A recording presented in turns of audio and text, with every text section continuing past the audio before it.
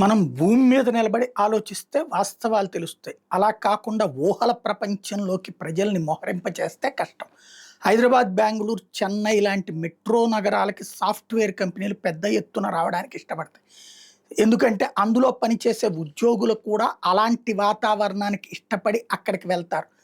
అదే ఒక పల్లె వాతావరణం, పట్టణ వాతావరణం, ఒక నగర వాతావరణం అయితే వాళ్ళు ఉద్యోగాలు చేయడానికి ఇంట్రెస్ట్ చూపెట్టరు. ఎందుకంటే ఇలాంటి వాటి నుంచినే వాళ్ళు అక్కడికి వెళ్లారు.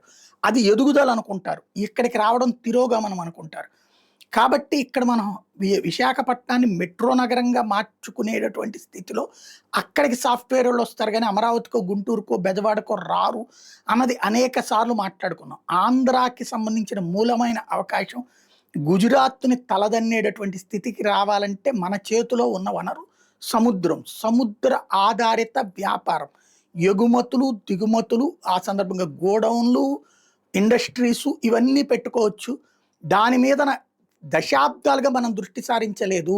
ఎంతసేపటికి లక్షల కోట్లు తీసుకెళ్ళి హైదరాబాద్‌కు పోసాం తప్పించి, మన ప్రాంతాల అభివృద్ధి మీదన కాన్సంట్రేట్ చేయలేదని చెప్పుకున్నాం.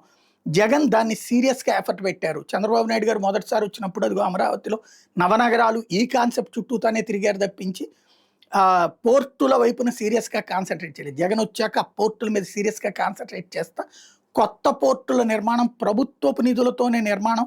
దాంట్లో భాగస్వామ్యాన్ని ఇతర సంస్థల్ని రమ్మన్నాడు గానీ ఆహ్, పూర్తిగా ప్రైవేట్‌కి ఇవ్వలేదు.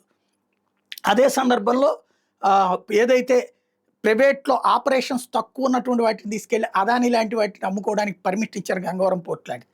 అది బ్లూ ఎకానమీ అన్నదే పదే పదే జగన్మోహన్ రెడ్డి చెప్పుకొచ్చింది.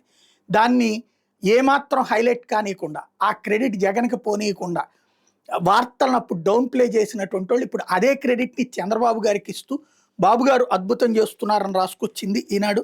పోర్టుల చెంత 8 నగరాలు, వాటికి 100 కిలోమీటర్ల పరిధిలో అనుబంధ క్లస్టర్లు, 10,522 కోట్లతో మౌలిక సదుపాయాలు, ఉపాధి అవకాశాలు, సమగ్రమైనటువంటి అభివృద్ధి బాటలు అంటూ సముద్ర ఆహార ఉత్పత్తుల ప్రాసెసింగ్, ఫార్మా, బయోటెక్ ఎగుమతులు, ఇంటిగ్రేటెడ్ సీఈటీపీలు, లాజిస్టిక్స్ శిక్షణ కేంద్రాల ఏర్పాటు ద్వారా ఫార్మా, బయోటెక్, రసాయనాల ఎగుమతులకు అవకాశం, నౌకాదళానికి అవసరమైన రక్షణ పరికరాల తయారీ zone, high security infrastructure, petrol, logistics, వ్యవసాయోత్పత్తుల ఎగుమతులు, లాజిస్టిక్స్ ఇంటిగ్రేషన్తో ఈవీ ఆభరణాల తయారీ, సెజ్జు, ఆటో విడిభాగాల తయారీ, చమురు నిల్వలు మిశ్రమం, అంతర్గత పంపిణీ కనెక్టివిటీ బలోపేతం, marine SEZ, robotic shipyard, modular dry dock యార్డులతో ఎకోసిస్టమ్ అభివృద్ధి, క్లీన్ టెక్, ఎలక్ట్రానిక్స్ పార్క్, సౌర విద్యుత్తు, కార్ల ఎగుమతికి వీలుగా ప్రత్యేక ఏర్పాట్లు ఇవన్నీ జగన్ ఆనాడు చేసిన ప్లాన్ని ఇప్పుడు చంద్రబాబు నాయుడు గారు చేయబోతున్నారని ప్రజల్ని, అంటే మన చేతిలో ఉన్న మీడియా కాబట్టి మీడియా ఎవరు ఎంత అద్భుతం చేస్తున్నా వాళ్ళని డౌన్ ప్లే చేసి అంతా బాబు గారికి క్రెడిట్ ఇస్తారనడానికి సాక్ష్యం ఇది.